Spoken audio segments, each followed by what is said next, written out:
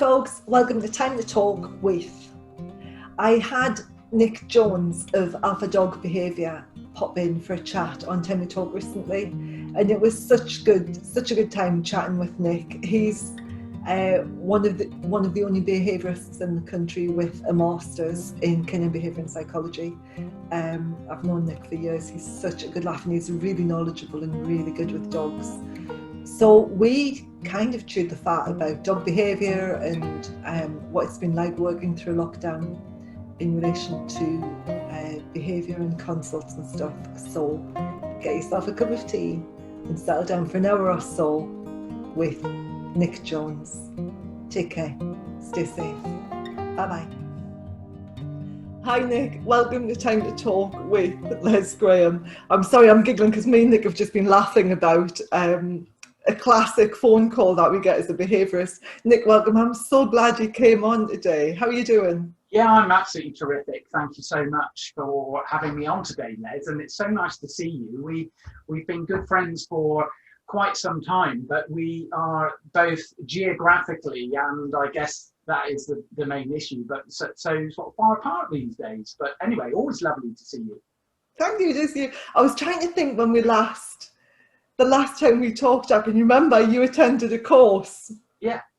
With me and Ross. I can't remember if it was in Penrith. In the Lakes. So it was in Penrith, but the one that I was thinking of was the time before, was the CIDBT course, and we sat up. Adam Turner was on it as well. Yeah. And we must have sat up until about 1 a.m.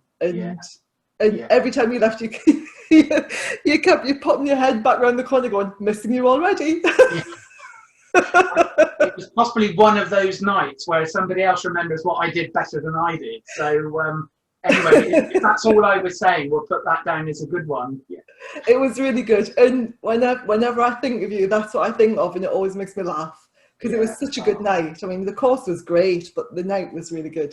Yeah, and we must, I've been in the industry now for approaching 20 years, and I met you at the very beginning of my sort of more professional time in the industry, and so we must be going back that sort of duration. Yeah, because I was still in New Zealand when we started talking, because it was with Pact. Right. Yes. Of course. So it was. Yeah, I was still in New Zealand. Yes, thank you for that. So I'd completely forgotten we go back even before our connections to the Canine and Feline Behaviour Association. So yeah, which is our sort of common bond these days, but on a sort of work level. But yeah, it was back when you used to have a little bulletin board online, wasn't it? God, yes. And look at us now, Zooming and I know. Audio. So I mean, that was kind of pre-Facebook, really, wasn't it? I'd say it was, definitely. Or certainly the same sort of advent timing. Yeah. I think it was pre-Facebook. I know it was definitely, pre-Facebook, I think. Yeah. But that makes you feel old. We're both going grey. Wow, I'm a bit ahead of you, Les. People, salt and pepper, badger, all these things. I call it distinguished look. Well, you have gone grey, very distinguished, Nick. Yeah, well, stick to distinctive. Yes. So what are you up to these days? Well, as at this precise moment in time, sort of spanning the current weeks and months that we find ourselves in, I'm just doing my best to address the workload that a lot of us in the dog industry are experiencing at the moment. So whereas last Christmas, ironically, I was thinking about potentially just dialing it down a wee bit and coming away from the edge of daily consultations, little did I know that I was going to go from into a zero work position in March of this year. And then as the regulations allowed us to become more active again, I then was able to hit back out on the road. And since probably May of this year, my workload and inquiry load, and I'm sure this is not unique to me, but it's gone bananas basically. So I'm working every day, potentially with the opportunities to work weekends as well. Although I've this lockdown has knocked a couple of those on the head, ironically. But it's just very, very busy. But I thankfully continue to be passionate about my work and love my work. I love working with people. I love working with dogs, which is pretty handy. And it's just a case of thinking, do you know what, if I just pace myself, stay calm, look after my own health and my own mental lot as well, then actually I'm in pretty good groove at the moment, and I feel that I'm managing the workload. I'm enjoying it. Naturally, in this profession, not everything goes as you would like it to or as you want it to, but that's part and parcel of the job. And so I'm really quite enjoying myself. I feel a little bit reluctant to confess that because so many are going through a difficult time, and I feel a bit sheepish talking about my workload when I know that so many others have had theirs taken away from them. So I have the risk of sounding like a modern age hippie, very a great deal of gratitude on my part at the moment for my own personal corner to feel relatively stable. So it's all about work at the moment. Partly I was thinking, well, I will see, feel free to interrupt me, Les, because as you know, I'm a bit... That's okay, you go for it. Yeah. So I was thinking I will probably review the situation come this Christmas and see how it's looking into the new year, and sort of over the Christmas break take my helicopter view down at the business and down at the workload and think, well, what changes do I need to make for my own benefit? What changes should I make to the way I'm practicing in my work so that I can continue to give the best to other people? Which, it might sound a bit like, oh yeah, we've heard that before, but I really take my job seriously, and the passion behind that work is thankfully for me still there. So it's all go really at the moment. No, that's brilliant. I mean, it is, you do feel guilty when 2020 is going well for you, because everyone's having such, well, not everyone, but a lot of people are having such a bad time of it. Yeah, absolutely. I don't know how, of course, with statistics, it's easy to bound them around, but I heard this morning from my favourite breakfast television presenter, Piers Morgan, wry smile, but he spouted the fact that more people have died during coronavirus than during the whole of the first and I think he said the First and Second World War combined. Really? And if I had to be, if I was wrong about it, he may have just said the Second World War. But so in any way we look at it, that's pretty epic, isn't it? Pretty shocking. It is pretty epic, and Kenny, I don't listen to the news. I'm not really into sitting following the news at all. Yeah. I get my news from Kenny. I go, what's happening in the world? And he goes on Twitter. Yeah. But it's an extra 70,000 deaths above and beyond what we would normally have had in the last year. Yeah. And you just think you can't get your head around it, can you? No. And it's very easy. I'm similar to you. I kind of like to know what's going on, but I'm very careful as to how much exposure I give to myself to the media, because one bulletin a day is probably enough. And equally, during the first lockdown, I sort of switched off media altogether, because I thought, well, look, if there's any change to the rules or laws, I'm going to hear about it anyway. I don't have to watch the news to do that. And, most sensitive people, and most people are, I think, quite sensitive to their environment and, of course, the information they expose themselves to. It can have a negative effect upon you, and it can easily depress or cause anxiety. So I took a conscious effort at the beginning of March this year to actually turn off a lot of all my news bulletins I was getting through on the phone. I just switched it all off. And actually I felt more in my own cocoon, admittedly, but I felt happier as a result. And I don't think we need to sort of unnecessarily expose ourselves to onslaughts of the media. No, I don't think we do. And especially when, it might sound a bit daft, but especially when you're living with dogs, because if anything that affects you emotionally will have an impact on the dog, good and bad. And when we start getting down or can't be bothered to do things, then it has a knock-on effect on the dogs, and then that can then lead to behaviour issues. And I was going to ask you about what you've been seeing over COVID, actually, because I don't really do behaviour work at the minute. I do, but I don't. I'm teaching, I'm training trainers at the minute more than anything else. Yeah. I'm seeing an occasional behaviour case, but it has to be, you know, last resort. Nobody else can help us kind of thing. But I can imagine at the minute there's a lot of anxious dogs, or certainly potentially a lot of separation anxiety coming up with dogs. So have you seen that, Nick? Have you found during COVID you're seeing more dogs for anxiety, or just badly behaved from having too much contact with humans all the time? Yeah, I think that latter point you make is possibly really getting in there. And I was discussing, I've been on a visit this morning, thankfully it's quite local, and I was discussing with that very lovely customer, because we were able to sort of chat quite freely on this level, and it was my return visit, and thankfully the dog was markedly better. I usually ask customers on return visits, if you were to score your dog out of 10 on the first visit, you know, then and now, what would the two scores be? And that's usually when I hold my breath.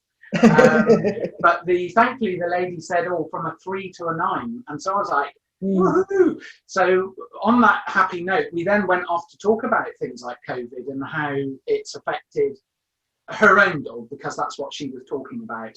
I think one of the most salient points that came up is that we agreed on how it is impacting the dog's routine. And I think for most dogs, it's the word routine. And of course, that's only a heading, an umbrella term. But within the routine, this particular dog today, it was a little Pouchon, a little poodle Bichon cross. But it was very cute little dog.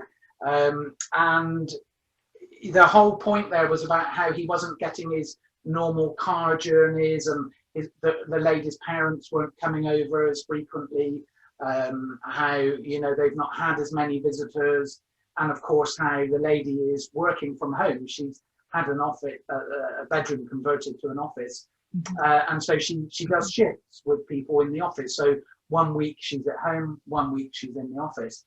But I thought it was a very good snapshot, as a typical snapshot of how dogs have been affected over this difficult period. And I just think naturally everybody is being affected in different ways, because it depends on your lifestyle prior to these restrictions. But yeah, I think one of the biggest changes is that lack of consistency, or that not being exposed to things that dogs would normally be exposed to in just everyday life, coming and going. And do you think the clocks going back has made that worse? Because, you know, I mean, with me, my routine used to be get up and out between 6 and half 6. I'd be out with the dogs, and now I'm lucky if I'm out at 9 o'clock. You know, and well, yes, completely thrown my day upside down. Just the clock changed, let alone COVID.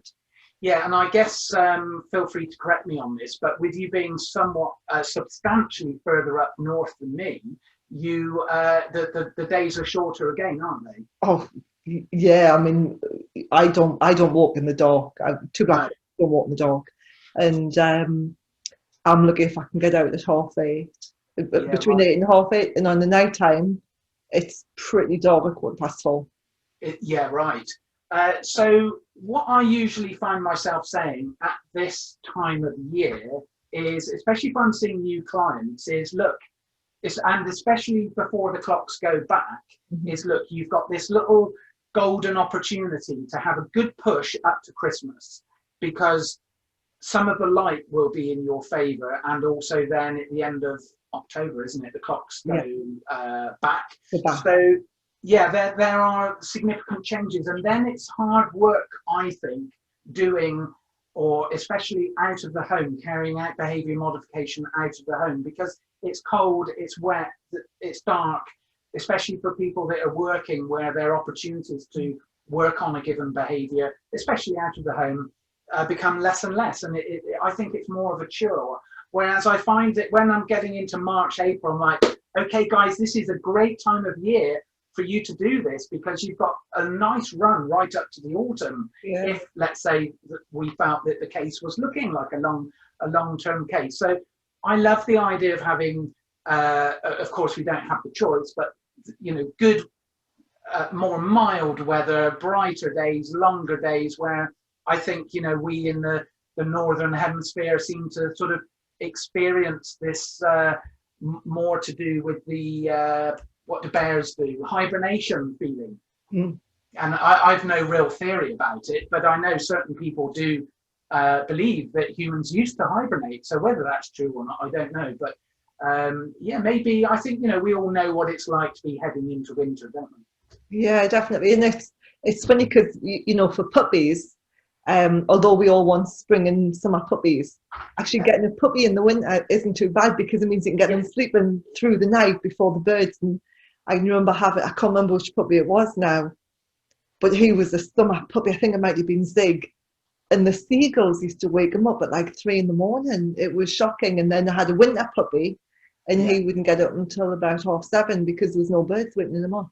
It's funny, isn't it? And they also say maybe getting autumnal puppies is good for things like fireworks and things like that because we can expose them in that critical period. So yeah, I think there's pros and cons for it in any way you look at it. But it does come up certainly in this country that when we are talking about the change of seasons and the clocks changing and the difference between the longest day in the summer and then maybe the shortest day in the winter, it's quite a marked difference, I think. It is. We're talking about marked difference. The lights just started changing. Can you see my light is flashing? Yeah, I thought it was your psychic abilities or something. You're having an influence on the electrical system there. Yeah, I'm doing the whole Star Wars thing. That's it. Just sit back and do some breathing and it will settle down. In a minute. Yeah, I think it's just, I think it's the clouds moving outside. Oh, yeah, it might be struggling to find what. Turn the light off, Les, to your left. It might be better. That one? Yeah. I'm going to shut the blinds. We've got that's a big window. So keep talking at me, Nick. I'm just going to shut the blinds. This is where I fill in with some of my favourite jokes. Did you? Oh, she's back.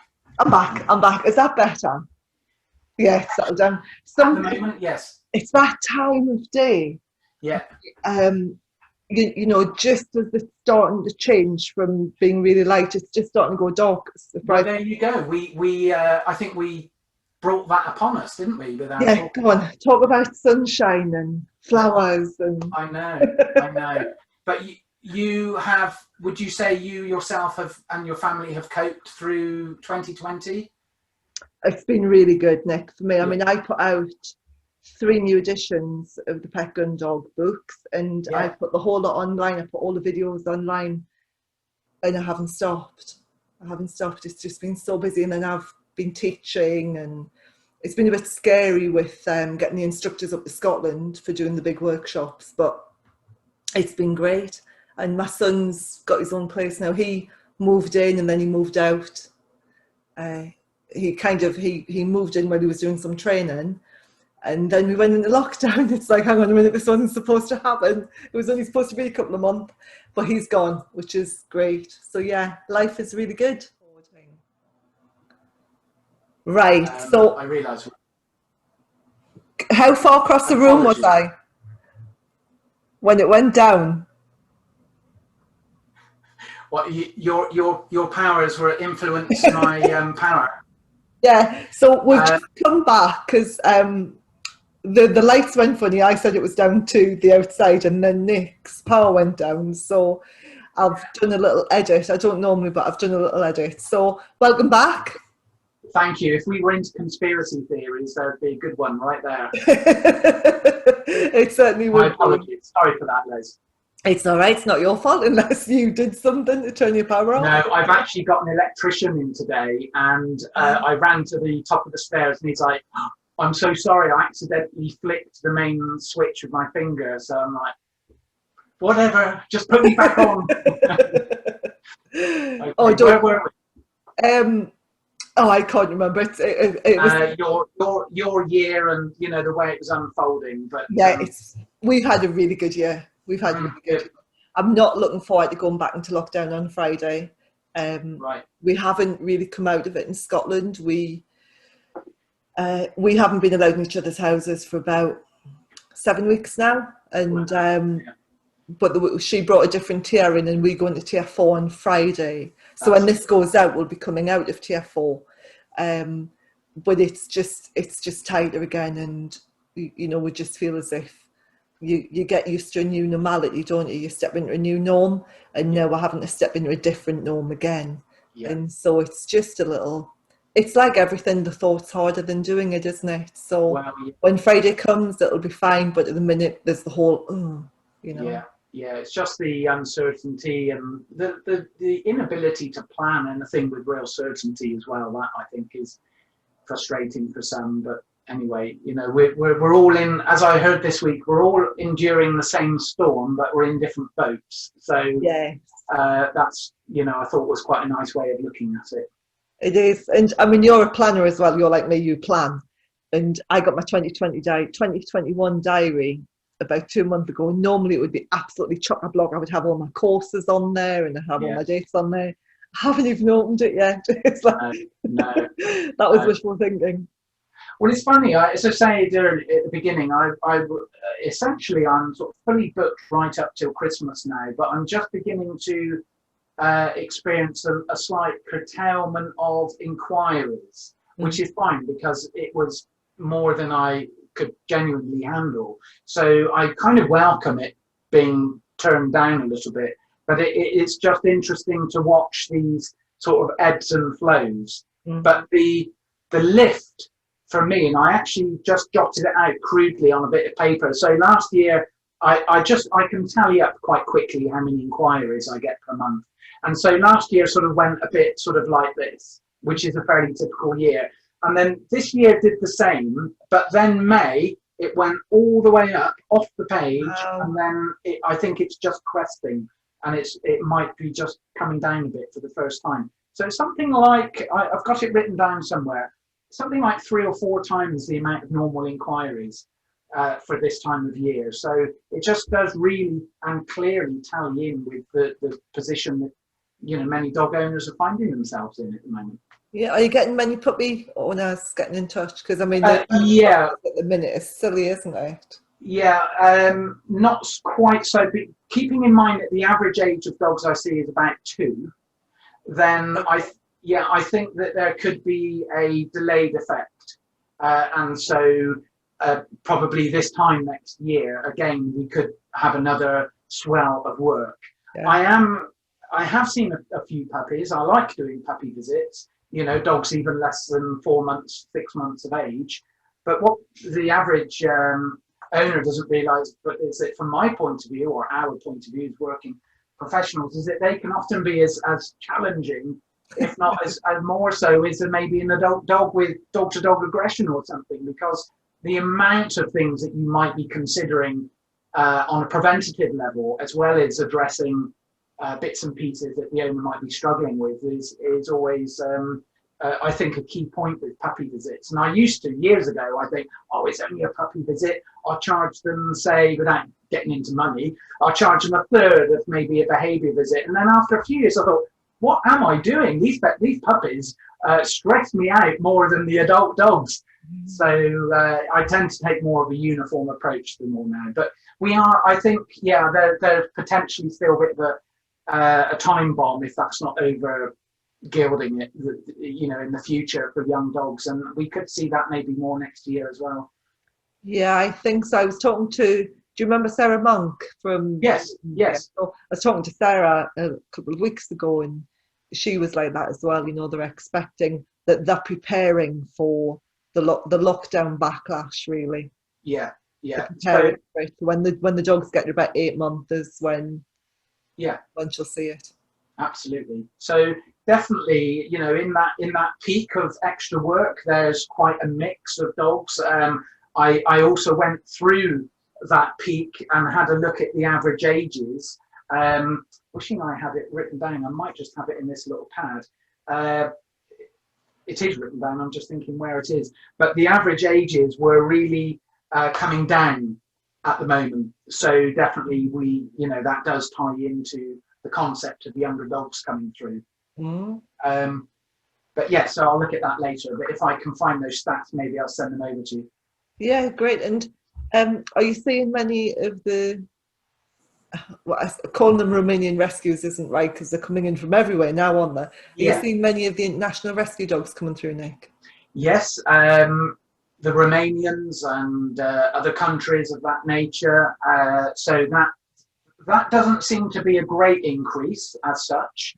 That's probably more non-lockdown for me, and I would just say, well, yes, over the last maybe 5 to 10 years, we've seen a steady increase of dogs coming in from abroad. I've always had mixed feelings about this. I know you're not asking me about it specifically, but I'll venture to say that I am aware that there's this mixed feeling about, well, you know, should we be bringing dogs into the country when we've actually got a lot of our own in this country that need rescuing? The usual response I get as an argument for bringing dogs into the country is that the standards of care or keeping in these Eastern Bloc countries, it would seem, or Eastern European countries, are much lower than here in the UK. And yes, there are many instances here where welfare of dogs and animals are well below par. But as a whole, you see, us Brits and us people here in the UK are completely devoted to our dogs and animals. And you know, we tend not to see the same sort of, you know, they're not treated in such a way as they are in other countries. And so I think people believe, and I don't have any evidence really to contradict it, but they believe that they're sort of taking on an extra special rescue. Yeah, and Sarah was saying there's not as many dogs, like British dogs, in rescue that people are looking for. Yeah, it's interesting, isn't it? It is really interesting. It is really. And also, another interesting observation to my eye is that tagging on to what you've just said about specific breeds is that, yes, instead of us finding that, say, Springer Spaniels are coming into the country, that's not happening virtually at all. What we're actually seeing are very interesting, non-specific breeds, which have, and I was discussing this at home here a few weeks ago, and I think that these breeds look more generically, I think, like, as I would imagine dogs could have done hundreds, if not maybe thousands of years ago. And because there isn't really in these countries the sort of breeding programs or ambitions that we have here. And so as a result, you are looking at, for lack of a better term, a genuine Heinz 57. Yeah, and no, I agree. When I lived in New Zealand, one of the girls who I trained with, Louise, they were called fawn beardies, which is a cross between a bearded collie, and I think there was a huntaway in there, and then I think there was something else. There's like 3 or 4 breeds in to make these fawn beardies, and they were different heights as well, you know. But she had one. Oh God, what was it called? I absolutely loved it. There was bee venom and sting. It must have been venom, and he was this huge, shaggy mutt of a dog, and he was just adorable. But as a breed, and it was a known breed, a fawn beardie, as a breed, they were quite barky. And it's not the Meyer-Rittick. Really into barky dogs, but he was lovely, you know. He was just like a solid shaggy dog, you know, not shaggy like a bearded collie, but short and like Harry McClary, but big. Yeah. You know what I mean? I know. I've seen a couple of Meyer-Rittick sheepdogs that have come in, and I don't really have a great deal of knowledge on this breed, and I tend, for rightly or wrongly, not to focus too much on the breed and put the breed, whilst we take it into account, I try to put the breed to one side and work on the dog on its own merit. And sometimes people will say to me, you know, have you got much experience with such and such a breed, you know, like Shar-Peis or something, because people believe that, you know, they have to find a Shar-Pei expert, for example. And as I try to point out, you know, you don't need a Shar-Pei expert, not to mention there aren't really probably any in a behavioural world that exist, but you know, let's look at the behaviour for what it is without focusing unduly on the breed. But yeah, I found it very interesting seeing different breeds come into the country, and it's something that we're all having to get our heads around, and they will inevitably, Les, as you know, sort of filter in, their DNA will filter in amongst our you know, our swanky spaniels and HPRs and golden retrievers and what have you, and it will all, you know, like the whole world is a big melting pot, isn't it? And it's changing. And you know, I brought Angus. You saw Angus, didn't you? Yes. Yeah. He came in with me from New Zealand, so he was a Kiwi Aussie. I think his mum was an Aussie and his dad was a Kiwi. Yeah. And completely different breeding, damn they. Yeah. And I can't find another golden retriever like him because of it. Oh, right. But I'm sure at some point, like you say, you know, we're getting all the gene pools are coming across. You know, it is really interesting. So Nick, what dogs have you got at the minute? I have a 15-year-old border terrier who is virtually deaf, but otherwise she's in good little form. Pit? Yeah, little Pit. Okay. Bless her. So she'll be 15 this Christmas. Good grief. So, yes, I know, she's the old lady of the house. I have a 21-year-old daughter, so they have sort of known each other throughout virtually all of their lives. So they're very sort of tight with each other. We lost Max, our big wire-haired Vizsla, back in March of this year. In fact, that occurred, I haven't really fully processed that because we went into lockdown almost the same week we lost him. Oh. And he had, it was a pancreatitis, and he had to have his spleen removed, or I need to splenectomy. So he had spleen issues, and I noticed a mass in his stomach, and within that week he was in for a major op, and then about 10 days later he just didn't recover, and he just sort of faded away, very apologetically, because he was a very beautiful natured dog, and he was like, I'm so sorry, you know, he wanted to please all of the time, did Max. So we lost him. So that was a real blow to the family. But prior to then, a year prior to that, roughly, the girls wanted another dog. So we ended up looking at, I never thought I'd be a member of this club, but we ended up joining in with the Doodle Club, which means that we have little Ruby, who's just a 2-year-old miniature golden doodle. And whilst her title is a bit embarrassing, I have to say she is the most delightful little dog possibly I've ever owned. She's the most comedic. Happy. She's happy. Because she's golden retriever poodle. She's very intelligent. She's very willing to please. She's kind of part human, I think. I've not spent a lot of time with a poodle before. I've always loved poodles. We've been quite close to getting a poodle in the past, but it never quite came about. We were going to get a standard poodle instead of Max all of 10 years ago. Max, incidentally, I forgot to say, was a wire-haired Vizsla. So he was he had that breed anyway, and I know maybe I'm biased, but the breed has a certain air of dignity about them, and he was a big boy, Max. His head sort of just, I don't know if you can see my hand there, but he was a big lad. He was a little bit potentially just over the breed standard height, but he was absolutely cracking dog, you know. And so there you go. But yes, little Ruby, she's brought a lot of joy into our household, I have to say. That's brilliant. We'll keep her. she's a keeper, is she? Yeah. Fantastic. And Nick, it was Max that you did your truffle hunting with, wasn't it? Yeah, I've always How did you get into that? How did you get into it? I mean, truffles, you know? I know, of all things. Well, the short answer is that I've always had an unhealthy interest in all things fungi. Ever since probably I was in my early 20s. We used to live down in the New Forest, and you would, when I used to go out cycling in the New Forest there on my mountain bike, I would come across like parasol mushrooms like this. Oh wow! And yeah, and I would stop and go, my lord, I've never seen anything like that. And for me, I've always been a real nature lover anyway. So if I'm on my own with a little camera and a dog and a leafy walk, I'm very, very happy in that way. And so for me, getting down on my hands and knees and getting in the foliage and Doing a David Bellamy.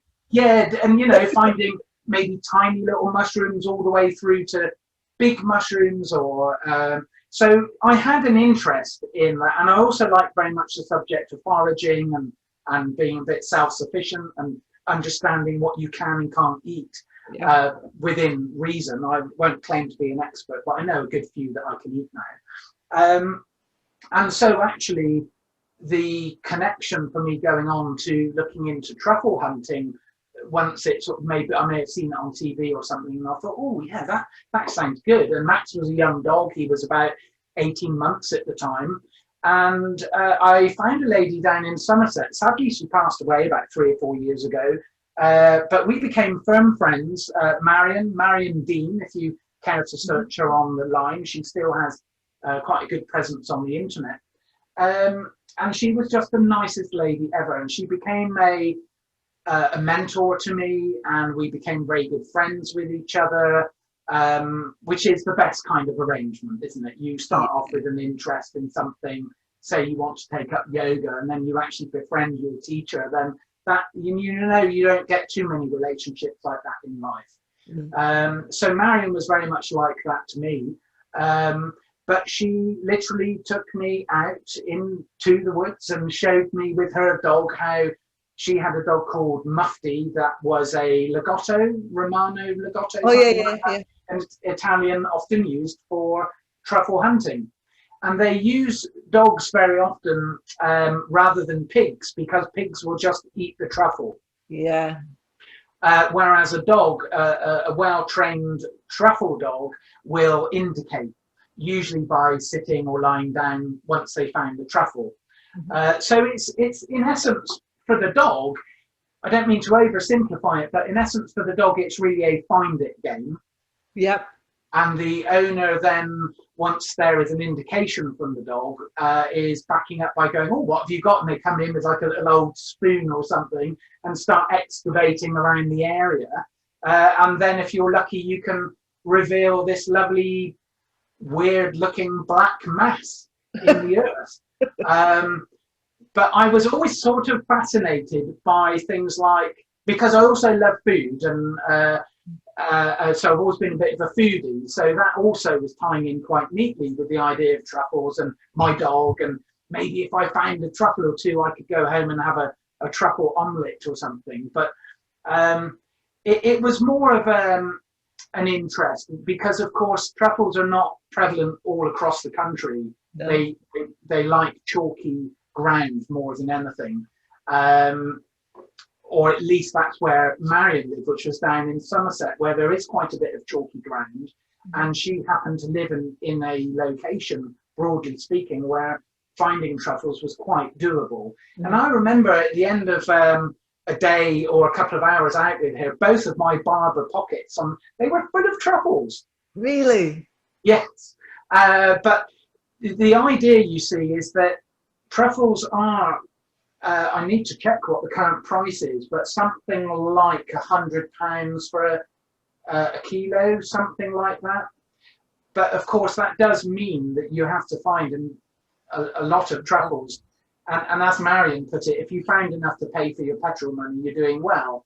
And so it's more for the fun of it, and finding, watching your dog, because Max was a terrific, he was like a bloodhound. He would just kind of cover a lot of ground, but with his head down. He was very jowly. He had a lot of earage. And he was absolutely born to do it. And he really enjoyed it. And so he loved Marion, and Marion loved him, and it was all good. And, it was just one of those little things we did. It was a side interest for me. But I shall always have a spot. I should think, actually, my little Ruby now, she's a good working dog, and she'd probably be a good little truffler. And did you work them on a harness or anything, or was he free roaming, or how did you? Well, Max was free roaming. I could envisage that if somebody needed a little bit more control of their dog and wanted because you don't want the dog work like gun dog work, really. You don't want the dog working too far from the handler unless you're allowing it to go out and do that. But with truffle hunting, it's very much sort of at your feet, and you need to be there with the dog. So Max was loose, Marian's dogs were loose, but I could see that a harness may actually assist with some dogs for sure. Wow. Yeah. That's because I don't know anybody who's done truffle hunting before, and Yeah. I know because the truffles are big in the New Forest, aren't they? I would say yes to that. I have had Max down in the New Forest because we still visit quite a bit, and I've seen him indicating quite a bit for truffles around there. But sadly, I failed on my end of the bargain. So I have to find it then. It's a bit of teamwork, and so you also may get sort of false indications. So it's not a precise art, but I think the key thing is to know that you're working in an environment where you're likely to come across truffles. Yes, and it's just great doing something with your dog, isn't it? It's just of course, getting out and doing something that'll bond you. Yeah, I'm always, at my heart, if you strip away the work I do and everything else, I just like nothing more than just going out into the countryside. No disrespect to my family or fellow humans, but often on my own, and just an opportunity to reconnect with myself and the natural environment, and to obviously to be able to do that with a dog as well, because our dogs sorry to use the word indicate again, but they show us things, they point out things to us that we can't see or sense, and they do. And if we look at our dogs and then join the dots together and see what it is what they're seeing and smelling, it sort of enhances the walk. It does, and they just they just make me laugh. My dogs really make me laugh. I tried UK dog sport a couple of weeks ago, and I took Dante out and my big lab. I haven't seen this, my big black lab, and I sent him into the search square for these little toy things that they put down, and I foolishly used a gun dog command, and I said, "Find it, Dante," and he picked up a scent of a pheasant. Yeah. He was gone. He was straight up the field. He was off. Oh. And I called him back and said, "I'm getting all hot now." I called him back and sent him again, and he did it about 4 times. What's on this field? Yeah. Yeah, exactly. Well, this is it. What they get to you. I mean, they've got such a phenomenal nose.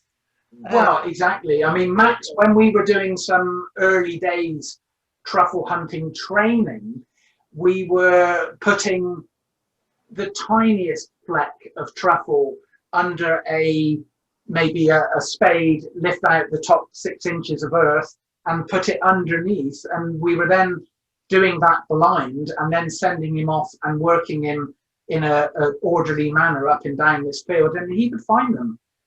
Oh, they're amazing. Amazing. You think of all the things that they're using dogs' noses for now, for cadaver dogs and COVID and COVID. I mean, that could really, maybe that opportunity may be less important now. We seem to have the potential for this vaccine on the horizon, but yeah, dogs being able to sense cancerous cells or coronavirus cells is extraordinary. And do you remember Charlie Claricourt? Do you remember Charlie? Yes. Because he did the film, didn't he, on Can Dogs Smell Cancer? He was the pioneer of it. Jemima Harrison did the video, and he was the first one to go down that road of scent detection. I'd forgotten that. Which is the Dr. Claire somebody? She's down in Oxfordshire somewhere, but there's a doctor called Claire, and I forget her second name. But she seems to be one of the main sort of movers, and if you ever see anything on the news, it's usually Claire and her dogs doing their bit. But interestingly, Les, it seems to be things like spaniels and labs again, which are often used because they can be, really well adjusted for that type of work. Yeah, great. And it's funny, isn't it? Because you think of things like beagles with their fantastic noses and bloodhounds with their fantastic noses, and they're going for gun dogs. Yeah. Just because of that vidability and steadiness. And steadiness, and because we're still breeding them to work close to us rather than work away from us. Yeah, we do. Important. Yeah, I think here, in across all of our, UK nations, there is still quite a hardcore element of people with their ongoing interest in gun dog work and the breeding of specific lines. I don't think those things will go away for a long time. So, and that's neither a good or a bad thing. And I think it's interesting to see how the landscape of British dog keeping is changing. You've only got to go maybe if you're driving, you see other people walking their dogs. You know, lots of times now you'll see the Frenchies and the the cockapoos. They're 2 to a dozen. But so lots of the breeds you're more likely to see out and about now are, I think, different than maybe even 10 years ago. Yeah, definitely. And I mean, I live in the village. I live just outside of the village, and I mean, I tend to see there's just mainly gun dogs. There's a guy with a mastiff. He goes up and down with his mastiff now and again, and there's a guy with a whippet. I'm trying to think of the breeds, and then we've got a whole load of Bichon Friches as well. It's just like complete mix. Yeah. But yeah, I haven't seen any Frenchies up here. No. A couple of Dobermans, a couple of Rotties. Well, and also because I cover actually, whilst on paper I cover all of the country, it's not unusual for me to drive. So I live in Worcestershire in the West Midlands, but from this area I may be able to go up past the lakes potentially. I'd be prepared to do so, or maybe down into London. Last week I was down in Kent. Week before I was in Yorkshire, and then also recently I've been down into Cornwall. So the only reason I mention that is that I get these interesting snapshots of how these breeds are taking hold, and we're seeing maybe different trends in different areas as well, maybe city versus country. Maybe that's not a new thing, but I've always, you know, when you get to the point where actually you can start looking back your time that you've been practicing and then think, well, actually, you know, there are some notable changes here. I think that's when it's interesting. I think people are generally going for smaller dogs now. I think certainly they're looking for smaller lines. Yeah. When I was talking to Gary Mulvaney, do you remember Gary? He's in Wigan, and he was saying that there's a lot of staffies in his area. Right. And I think you get the preferred breeds around the country, don't you? Yeah, exactly. So it's definitely, in a way, you know, I think lifestyles affect dog choices as well, and rightly so to a degree. But I think, you know, I think by and large people should be allowed to pick and choose what breeds they like, provided they're making sensible breed choices for their family and their circumstances. Yeah. And most likely the problems occur when people are not really making the best choices for their circumstances. And even that sometimes, you know, if they are making the best choices, it doesn't, you know, isn't an automatic passport to success. But I think probably still one of the most common issues I'm seeing is just people choosing the wrong breeds for themselves and a family, and maybe their experience levels as well. And people are still potentially making choices based on looks rather than temperament and a dog that could bring them joy, instead of maybe potentially choosing dogs through their ego and how it could make them look and that sort of thing. But you know, I'm not judgmental by nature. I will work with anybody with any issue, but I want to save people the pain of going through that, you know, maybe avoiding some of the basics, because it is still often surprising how people will make some of the most fundamental mistakes. Even level-headed, otherwise sensible people can make, you know, adult people can make choices that you think, and I'll sometimes discuss it with them. I said, you seem so sensible. Why did you do that? And there's usually an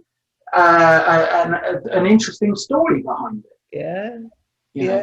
And the worst one I saw was in relation to breed was went down to see somebody who had a Bernese Mountain Dog, and it was so inbred. Its eyes were pointing in different directions. It must only been about 10 weeks, and it was really aggressive. And we did send it back to the breeder in the end because I had a little child, and I said, why did you choose this breed? You know, why? Yeah. You know, if why not go for like the Swiss Mountain Dog? If you like the look of the dog, why not go for the Swiss Mountain Dog? Not as hairy, not as got as many inherent breed health issues. And the answer was the daughter had a toy stuffed, one of these cuddly toys, looked like a Bernese Mountain Dog, and that's what she wanted. So that's what we got. Yeah.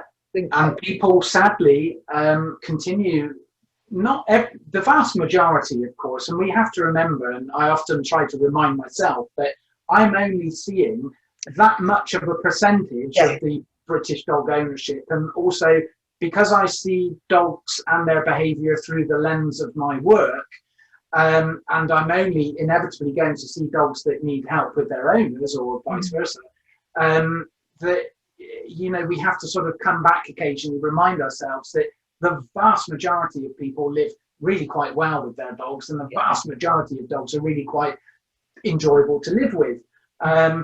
But I was discussing this only the other day with somebody, and I think this is where breeders need to be even held to more account, because they are potentially giving dogs to people that they're not going through adequate checks, and that the you know, the combination of the relationship between the dog and the owner is not really being focused in upon enough.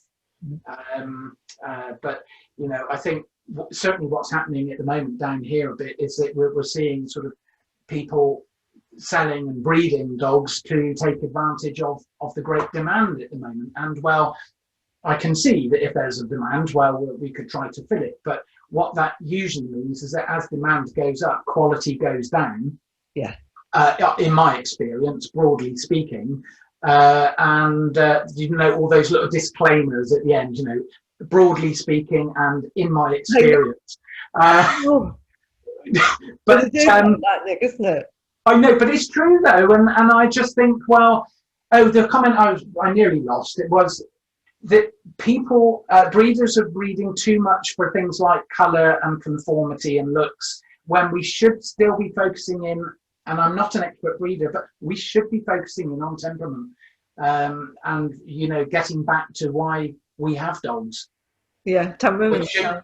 Which should be about companionship and being able to be man's best friend. Yeah. But I'm even seeing so many cockapoos that are so poorly bred. Oh, they're either a joy or they're really aggressive. Yeah, absolutely. And it's, you know, it breaks my heart for the owners, because I'm usually working with very nice people, with what are essentially nice dogs, with elements in that behaviour getting, you know, contorted in some way due to often, I think, a lack of care and consideration around the actual point of bringing dogs together. And this applies sometimes to, you know, I'm not trying to be controversial, but I just think this is, I feel like I want to sort of get this out of my system now. Go on, Nick, go for it. Yeah. Whoa, calm me down. But it is not enough thought and care about what dogs we're going to be producing. That's all it is. And some of these outcomes are created by otherwise quite responsible breeders. Well, allegedly. So regardless, you know, some people say, well, the breeder was Kennel Club registered, da-di-da-da. And I'll say, it does not matter. You've got to do your due diligence and make sure you know 100% what you're getting into. And if you don't like it, walk away.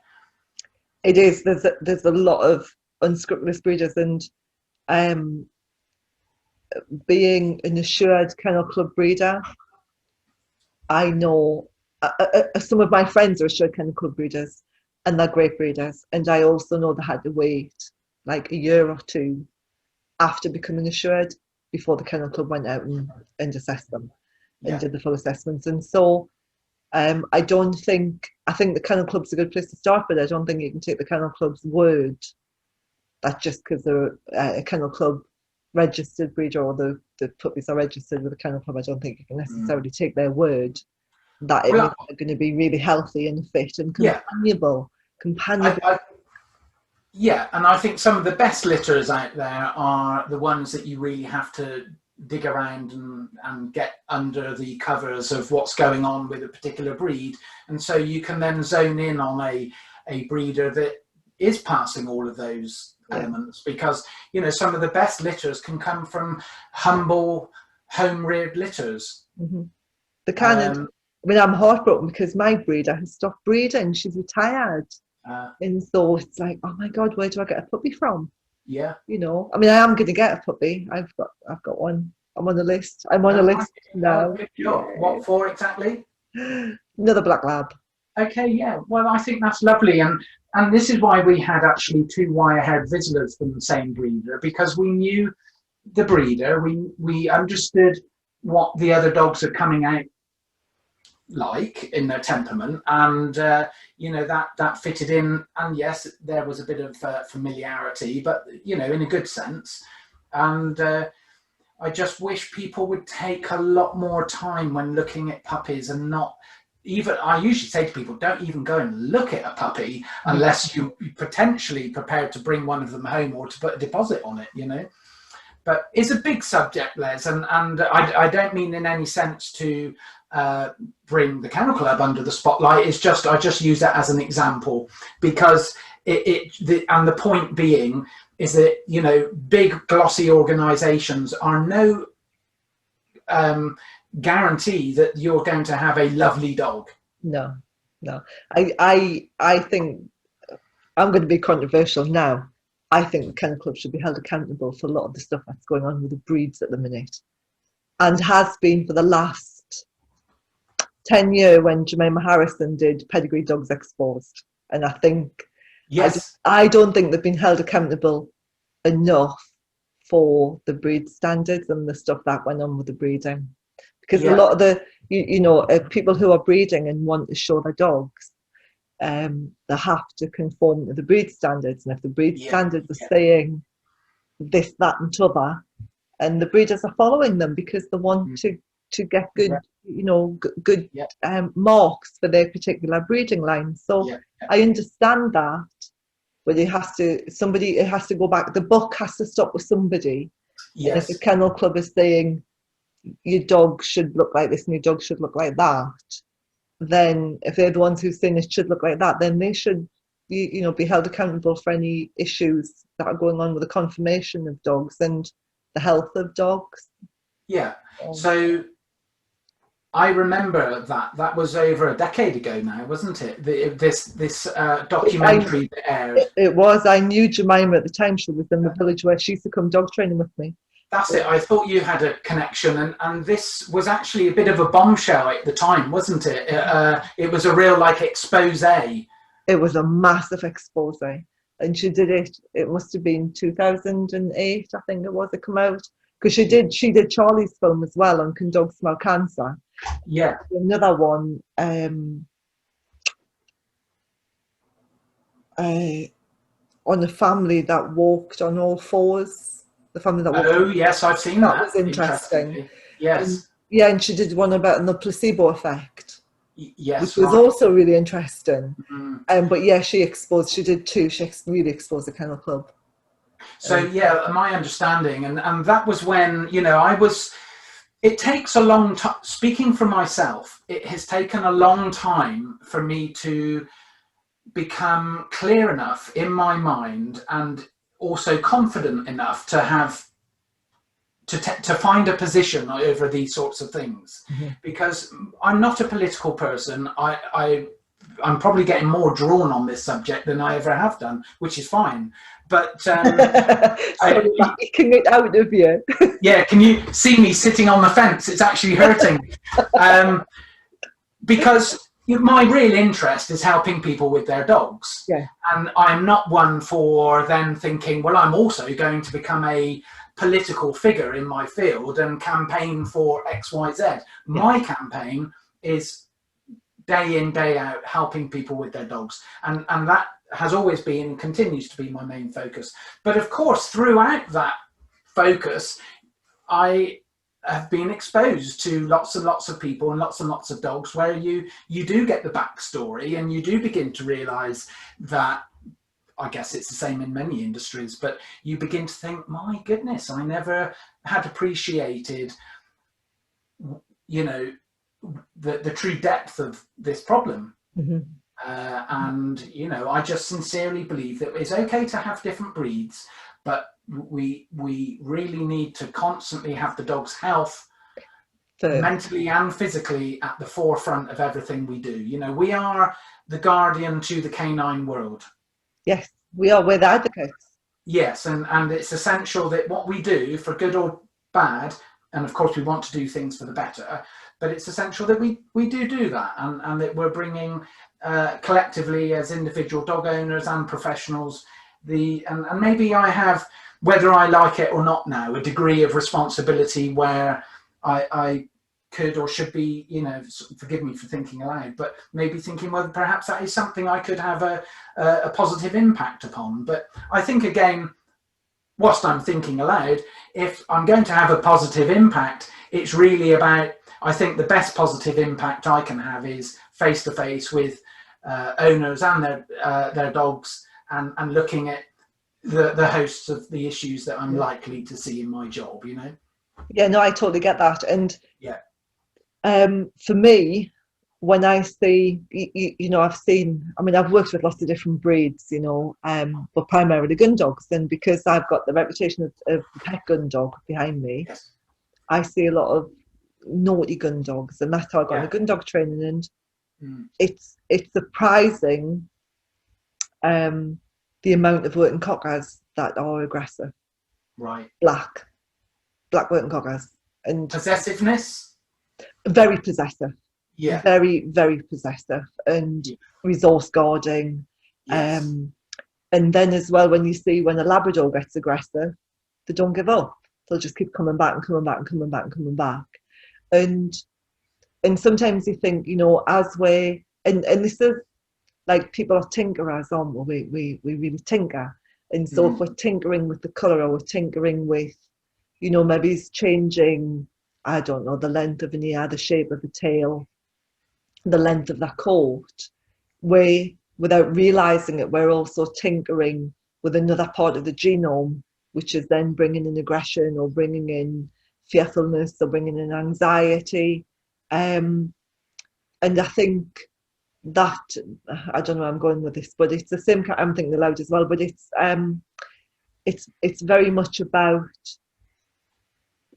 should we be looking more at changing the health, the underlying health, and then whatever that does to the coat and the tail or the ears, then that's okay, rather than going on aesthetics and saying, I want to change the tail, or I want to change the colour slightly, you know, silver Labradors, change the colour slightly, and then bringing in with it some health issue, because we're tinkering with one part of the genome. So I find all of that quite sad and scary at times. But I guess to a greater or lesser extent, this has always gone on. You know, and what I mean is that we are not really taking much notice of the dog's behaviour, because any negative behavioural traits are possibly being passed off as, well, a lack of training, or, you know, you didn't manage the dog correctly or socialise it correctly, anything of that ilk. And that actually, I see people that are perfectly capable of rearing dogs, and they are in a complete twist with their, waving goodbye to my electrician that cut me off earlier. Thanks for that, Stuart. He had a big smile on his face, so as long as he comes back tomorrow, I'm happy. But, you know, and as I often say to people, I'm not terribly interested in the why, in the sense of how your dog became like this. Because I say the prevalent question today is how. How are we going to make it better? Sometimes it might be if, you know, if it's possible, you know. But when I do spend a bit of time on the why, which is usually going back into, what age did you get the dog at? Did you see the parents? Are you in touch with the breeder still? Are you in touch with the litter? You know, if usually you'll get 2 or 3 interesting answers to that, and it begins to colour in the framework of the picture, and in your profession you begin to see this commonality, and usually it's I think it often is coming back to people or breeders breeding for conformity to a breed standard, or maybe a colour which is selling well. Yes, yeah. And I say to people, I see a lot of people with Labradors and that are having problems, and they might have had Labradors for 20 years. Yes. And they had their last Labrador puppy 15 years ago. Yeah. And they go, well, I have never had a dog like this. And it's like, well, the breeder you've got now is a completely different breed to what was being bred 15 years ago. Yeah, exactly. And exactly. There's a lot of change, isn't there? There really is. And I think the takeaway to the average Joe blogs is do your research. Because I admittedly, I've even encountered some people that have done what they consider to be research and their due diligence, and even some of those are being caught out because actually breeders are not always being honest with them. So it does sound like I'm getting on at the breeder, but and I am to a degree, because inevitably it starts there, and it's pure logic, I think, to come back and look at the kernel, the seed of where all of this began. You know, yes, of course, socialization and training has a lot to do with it, and that is predominantly down to the owner, assuming they get their dog at 8 weeks. But the 0 to 8 weeks, and even pre, the conception, that's all in the hands of your breeder. Assuming a person got a dog from a breeder, but that's still very, very common, I should think, without any evidence statistical evidence to support it, that most dogs are still being taken on as pups. Yeah, and a lot of it, and it's not just the breeding, it's what happens between the puppies opening their eyes and them leaving the breeder. That will have a massive impact on what happens at home. When we got Angus, he was on a big vineyard in New Zealand, and from when they could run around, she would open. They lived in this big room, bigger than my office, and it was all newspaper down. And the puppies would go to the toilet on newspaper, but the newspaper would move, and they were then on carpet, and so they learned to pee on carpet because that's what they did. And then, but also she would open the doors, and the puppies would be allowed out all day, and they'd come back.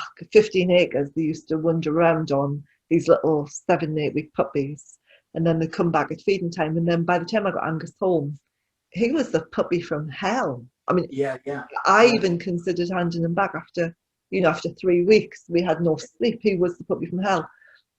Breeding wise, he was great, but that little window was massive.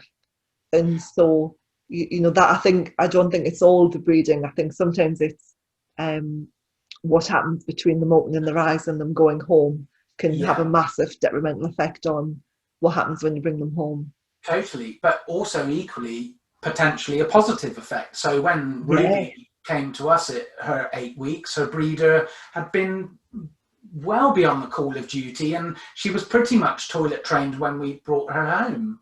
And that is very doable, but it does take, I wouldn't fancy doing it myself, but it's quite possible to litter train all the puppies, prior, and to train them maybe prior to going to their new homes, and just think what a profound leg up, as it were, that gives this new puppy and the new owner. Most new owners suffer to some degree with nighttime maladies, or or maybe the dogs being not particularly polite with humans or things of that nature. So all of that can be addressed within the breeder element. And I agree with you, it's not just the bringing together of a male and a female and then talking about the resultant, but it's the planning, the conception, the first 8 weeks with the breeder. If you can get a breeder that does all of that well, then you could be onto a real winner. Oh, it's amazing. I did a whistle conditioning routine for my breeder, and all of the puppies left the litter with a full whistle recall. Every single one had a whistle recall on the left. Brilliant. And, you know, people often say to me, what age can I start training my puppy? I was like, hello, as soon as you pick it up, and ideally prior to coming to you is quite possible. Yeah. And a lot of people are stuck in the convention of, well, we start training at 12 weeks or what have you, because it fits in with this idea of the dog is vaccinated, it can then go to a training hall, you know, and to a degree it's a valid route to take. But for me, my pups are out from day one, albeit sensibly from 8 weeks. And then yeah. Yeah, absolutely. You know, so I'm thinking about socialization right from the get-go. And we did that, interestingly, with Ruby. If any of your viewers are interested, you can, it's not so much self-promotion, but I made some little videos of Ruby when we had her, and I called those the puppy training journey. Hey, cool. Yeah, that's on YouTube under my tag at Alpha Dog Behavior. And that was really nice because it showed, it was good for me, but it also has been good for many others. And I did it as a bit of a personal indulgence. And I thought, well, I'll film these and put them up on YouTube and kind of forget about them. But this year, that playlist of about 14 videos, it's gone bonkers. And even today and yesterday, I get little messages from people saying, a lot of it relates to night times, you know, what do I leave him in the crate? Do I let him cry? Do I take him out? So you get into all this sort of intricacies. But if your dog came to you, imagine with all that pretty much sorted, how much easier it could make. I mean it's a difference between... Sorry, Nick? Say again. What? Sorry, I think we said something at the same time. What did you say? You go first. I was just... No, after you. I was just going to say that a good breeder is worth their weight in gold. And we love breeders. I love good breeders. I think good breeders are just awesome. Worth their weight in gold.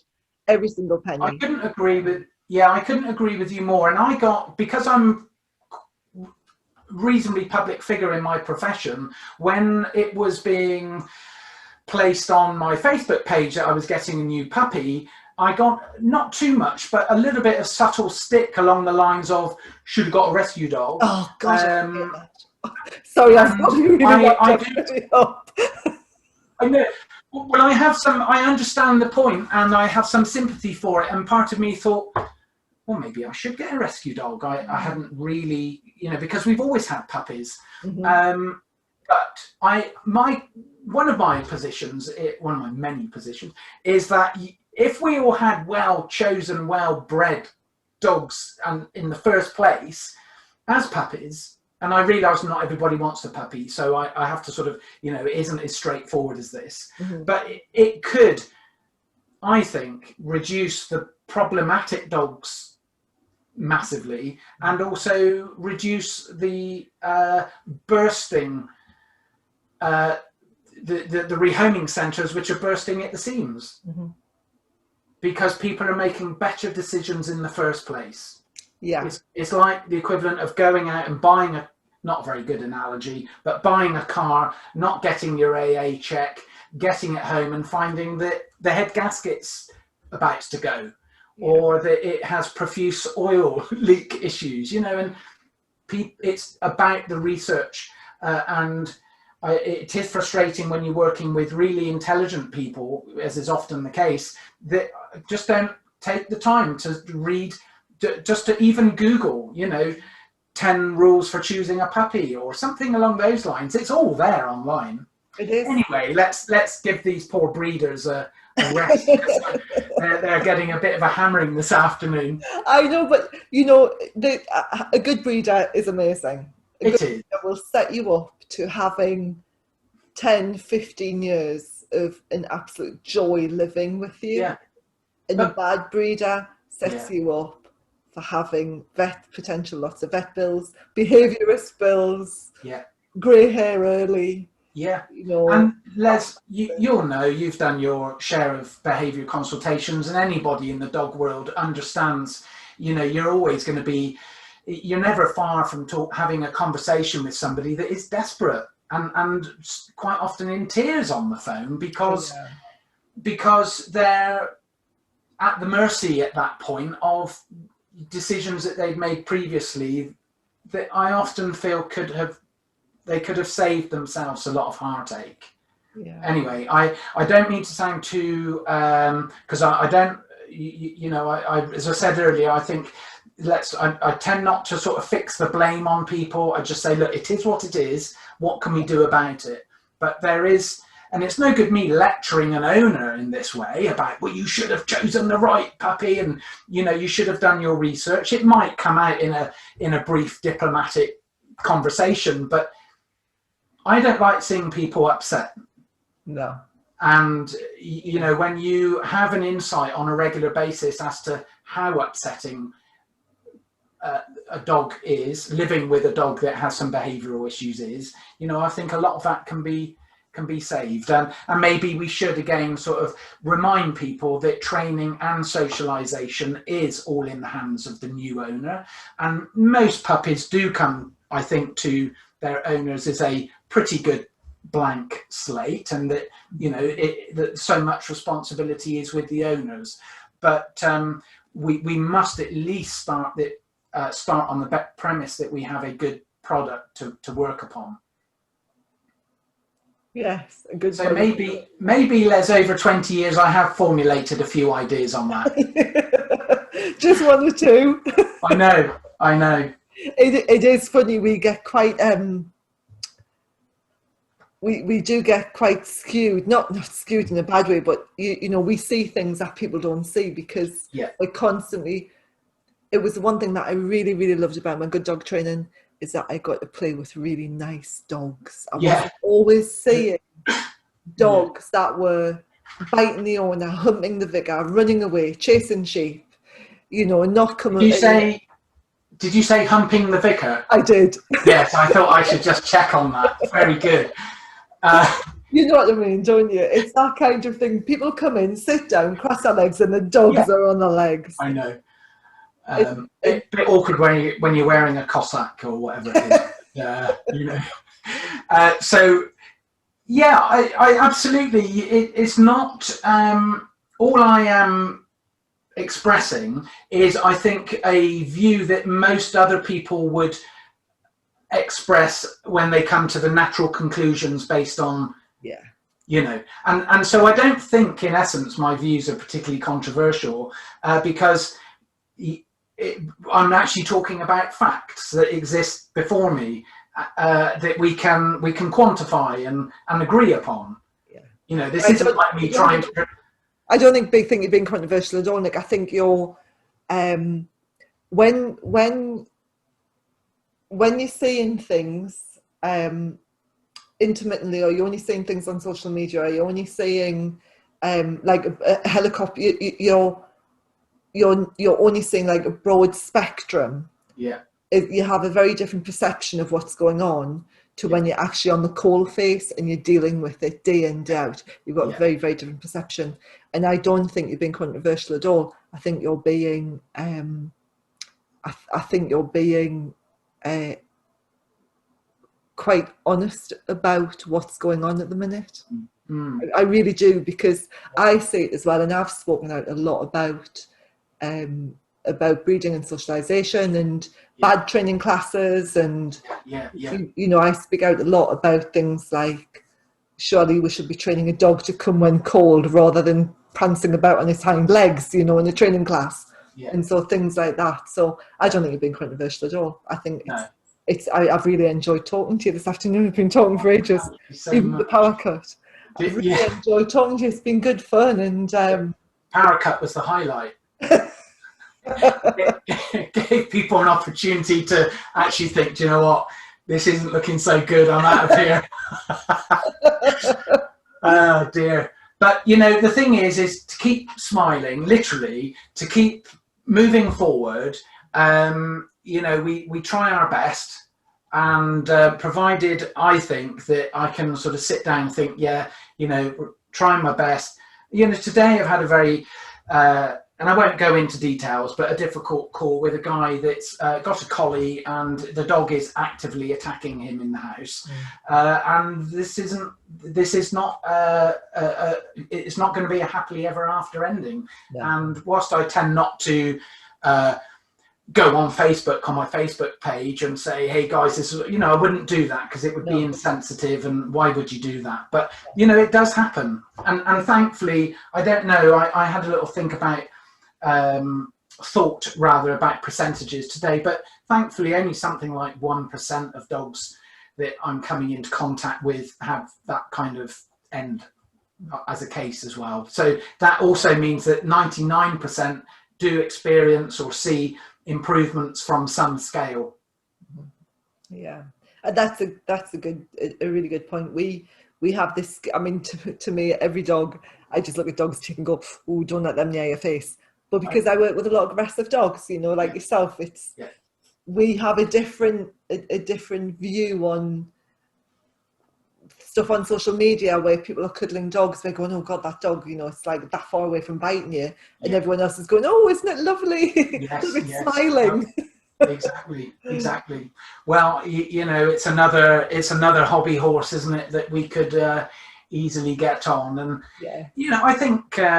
I think it's good. There's a fine line, I think, between raising awareness of the possible problems, and like we were saying earlier, we have to remember this is I only see that's very small fraction of the population of dogs, and the vast majority of dogs and owners have a good thing going. Oh, they're lovely. Yeah, and that we mustn't forget that. And I'm often having to sort of point out to people that, look, most of the dogs out here in this field are not going to run over and attack you. We're really, the only dog you can control is your own dog, and let's focus on him or her. And so that's what the job is. But I feel very blessed and fortunate to have the opportunity to keep doing something that I love, and I like to think I've become good at over the years. And it is admittedly a relatively narrow line of work and a skill that is, don't ask me anything about heel work to music, or I'm not particularly don't spend any time dealing with agility or anything of that, but they all have their place. And my specific little thing is to go to people's homes and help them in and out of the home with their dog behavior problems, and that continues to be fascinating and enjoyable. Which is great, Nick. Thank you.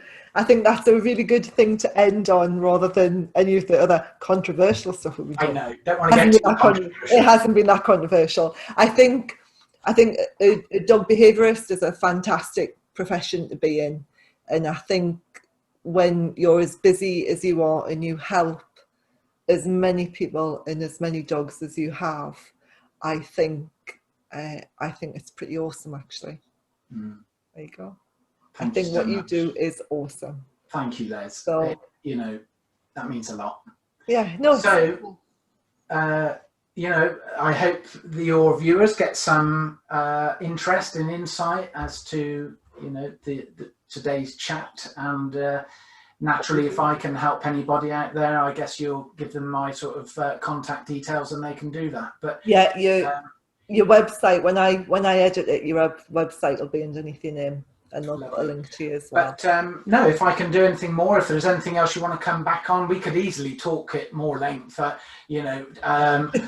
think we should do one of these long form 3-hour jobs, because it feels like I've only just finished my cup of tea and got going, but actually that's a good 90 odd minutes, isn't it? I know. I just let people talk, Nick. You come on here and I just leave you to talk. Well, that's right. That's why I was like, last night I was thinking, I don't need any prep to talk about dogs. You just ask me a question, I'll go.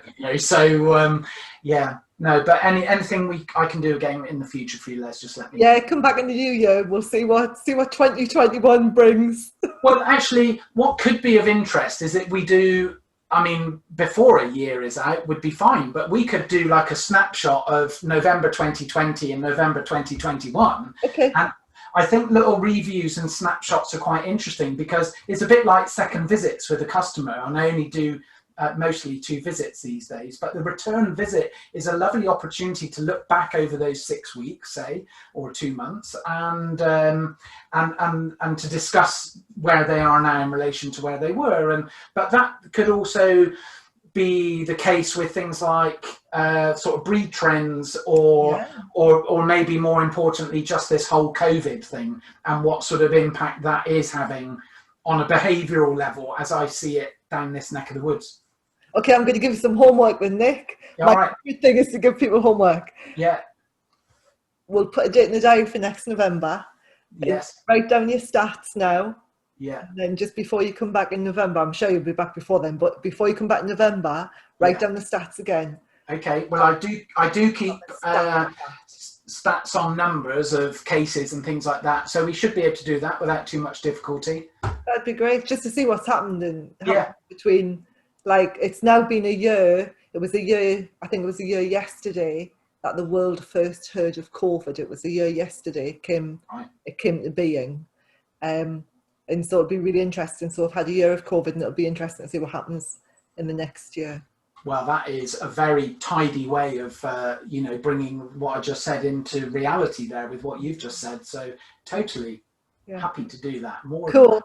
Cool. Nick, it's been an absolute joy to have you. You've made me laugh. It's been great. I like it when people make me laugh. So thank you for that. Keep laughing. And I shall talk to you again soon. You stay safe. And to you, Les. Say hi to your family, and thanks again. I will. Take care. Okay. Bye-bye now. Bye-bye.